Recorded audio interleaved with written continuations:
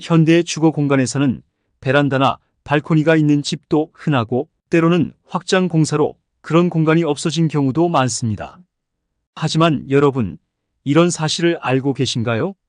베란다나 발코니에 식물이나 다른 물건들을 잘못 배치하면 그 결과로 집안에 불운이 가득 차게 되어 경제적 손실은 물론 가족 구성원의 건강까지 위협받을 수 있다는 사실을요. 대부분은 현관을 기운이 들어오는 주요 통로로 잘 알고 계시지만 사실 베란다가 훨씬 더 큰 역할을 한다는 것을 모르시는 분들이 많아 안타깝습니다. 오늘의 영상은 집안의 불운을 제거하고 행운을 불러들이는 데 중점을 두고 있으니 끝까지 주목해서 보시기 바랍니다.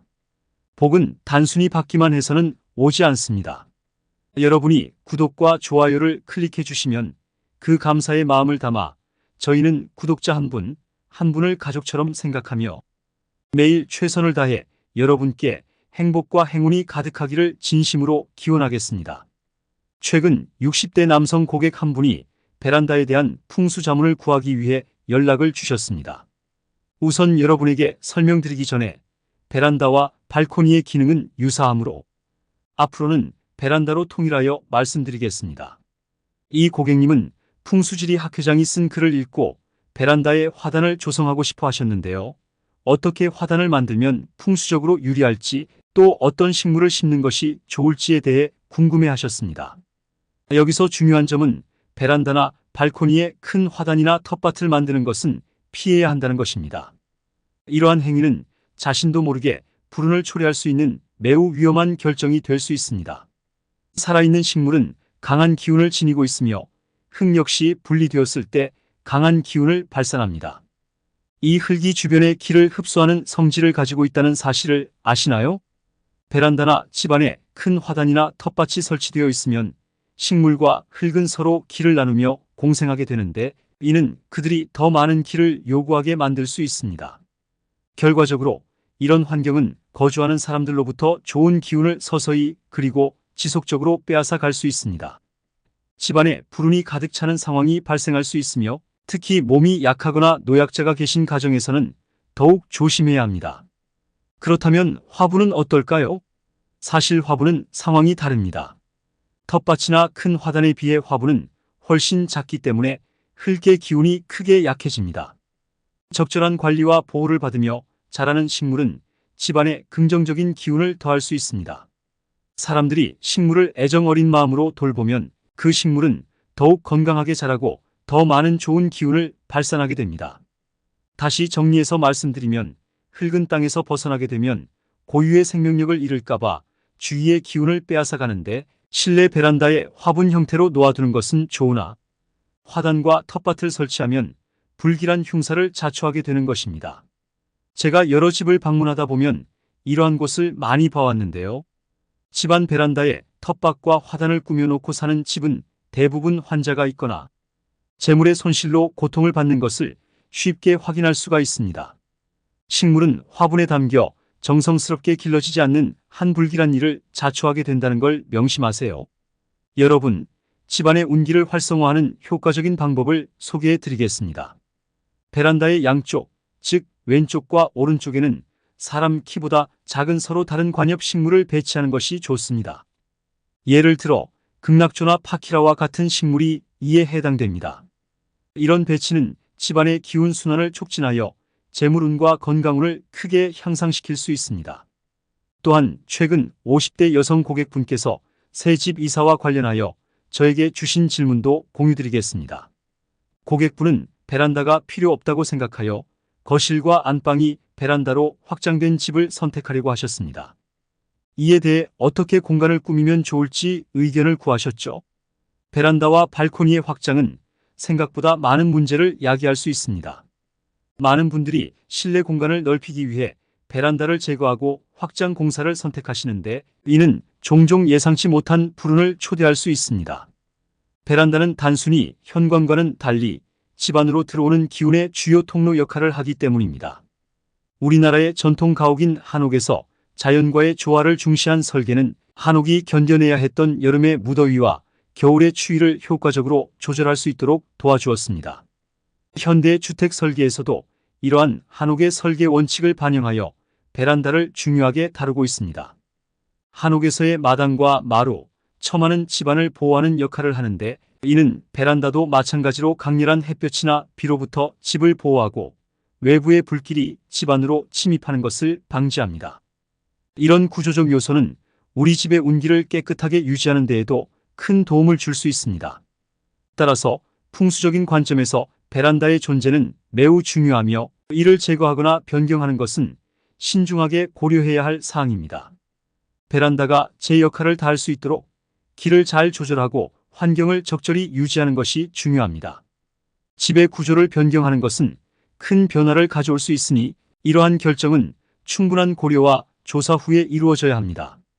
집안의 풍수를 개선하는 것은 단순한 변화보다는 집 전체의 에너지 밸런스를 고려한 조화로운 접근이 필요합니다. 먼저 베란다가 있으신 분들을 위해 설명을 드릴게요. 베란다는 한옥의 대청마루의 역할도 하는데요.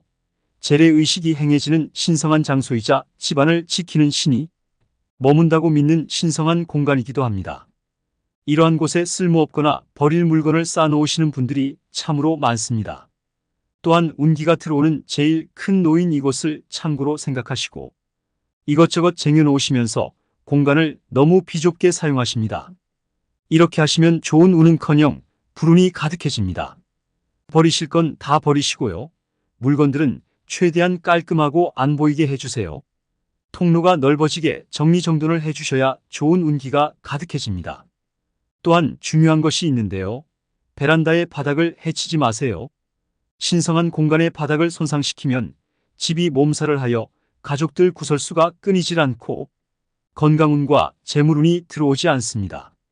이곳을 신성한 기운을 불러들이는 공간으로 만드시려면 적당한 화분 몇 개와 탁자 또는 의자를 두세요.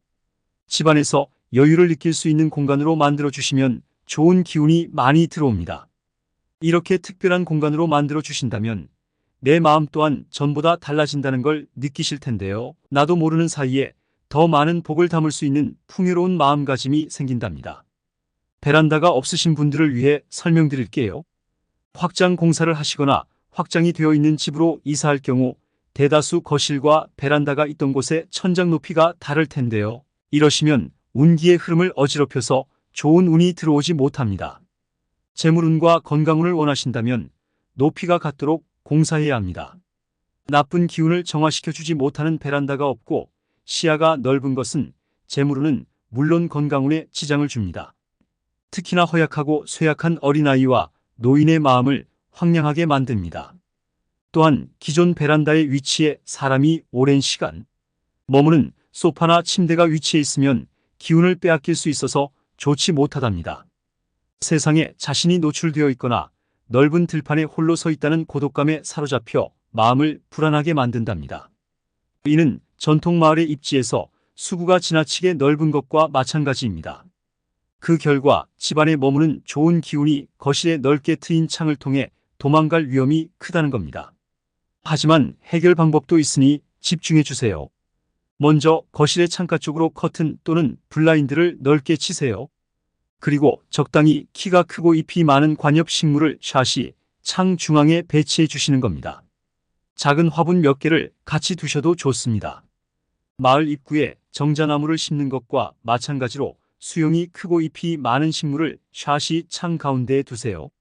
마을에 기가 모자랄 때 숲을 조성해 그 기운을 채우는 것과 같은 효과를 불러옵니다.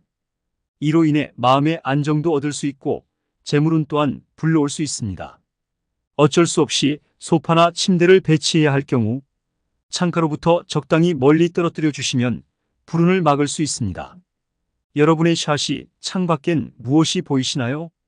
혹시 다른 건물의 뾰족한 천장 모서리가 보이시나요? 만약 그 모서리가 유독 많고 신경 쓰이게 우리 집을 향하고 있다면 집안에 같이 사는 가족 모두에게 피해가 갑니다. 이럴 때 흉한 기운을 순화시키려면 이파리가 둥근 관엽 식물을 건물, 모서리가 잘 보이는 창가 쪽에 두셔 흉사를 막을 수 있습니다. 또한 샷이 창밖에 산이 보이시는 분들 많이 계시죠?